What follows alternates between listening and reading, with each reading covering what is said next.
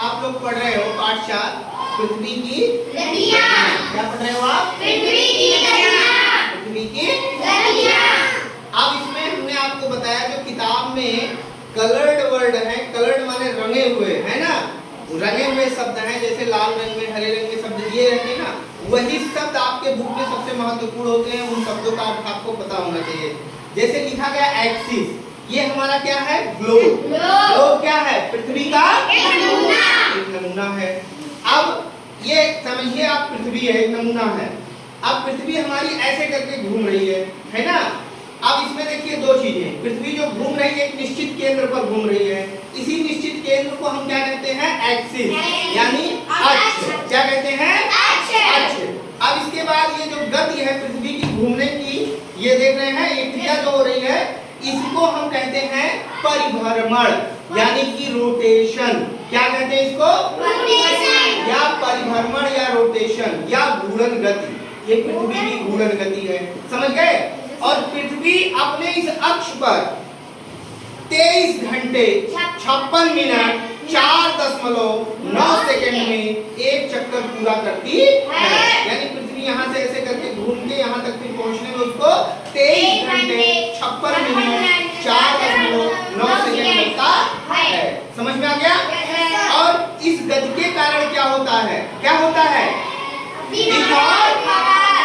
बस समझ में आ गया? इस गति के कारण क्या होता है? दिन और रात। अभी जैसे अनुराग पांडे ने पूछा कि सर अगर पृथ्वी उल्टी घूमने लगे, जैसे ये गति है और इस गति के बजाय इस गति से चलने लगे, तो हमने इनको क्या बताया कि सूर्य जो है वो पूरब के बजाय पश्चिम से निकलना शुरू हो जाएगा, है ना।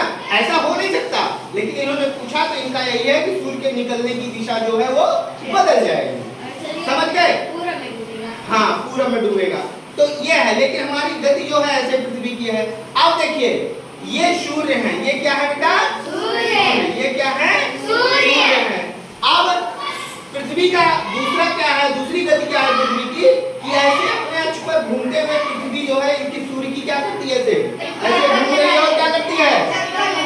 ऐसा करके क्या कर रही है? चक्कर लगा रही है। इसको कहते हैं परिक्रमण गति। परिक्रमा करना, किसी एक वस्तु के या किसी निश्चित चीज के चारों तरफ घूमना क्या कहलाता है? परिक्रमा। जैसे हम लोग मंदिर में जाते हैं, भगवान बीच में होते हैं, भगवान के चारों तरफ हम लोग घूमते हैं ना, उसको परिक्रमा कहते हैं ना। और लोग परिक्रमा करने जाते भी हैं अयोध्या, आपको पता होगा, 5 कोसी परिक्रमा, 14 कोसी परिक्रमा, आपके घर वाले दादी बाबा कोई गए होंगे।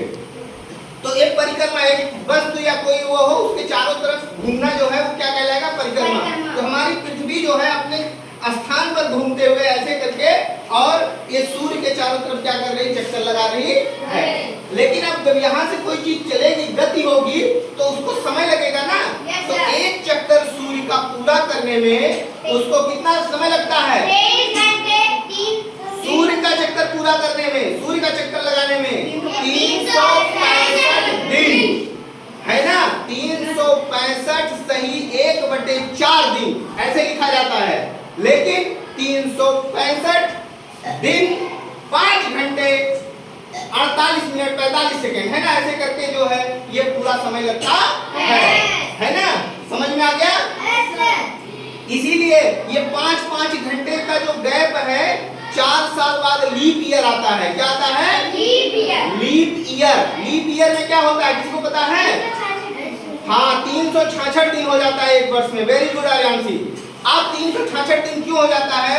क्योंकि 365 दिन 5 घंटे लग रहा है और 45 मिनट, है ना।